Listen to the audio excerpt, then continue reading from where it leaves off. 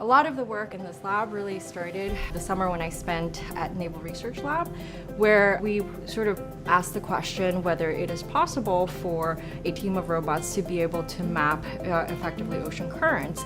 And the idea here is that if you can map these currents, can you do a better job of predicting how the ocean is going to change over time?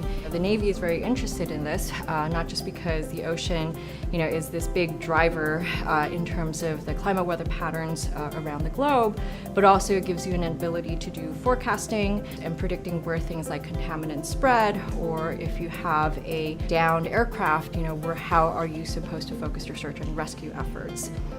Particularly in this lab, what stands out from other robotics disciplines would be the fact that we are interdisciplinary. Like, we use concepts from nonlinear dynamics, then stochastic systems, then oceanography, and robotics, engineering actually is multidisciplinary, and you get exposed to different areas in engineering as well as robotics, which lets you look at existing problems in a novel perspective as well. So some of the hardest things, is really about trying to understand the dynamics of the environment that we're going into.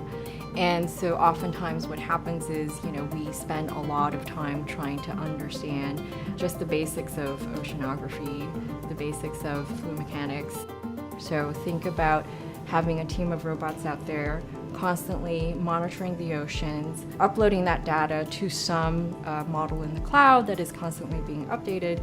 You now have the ability to do real-time forecasting, real-time predictions. To be able to do this online, allows you to really change the way we think about how we interact with the ocean, how we think about the ocean as this, sort of vast natural resource, and how we take care of it, hopefully.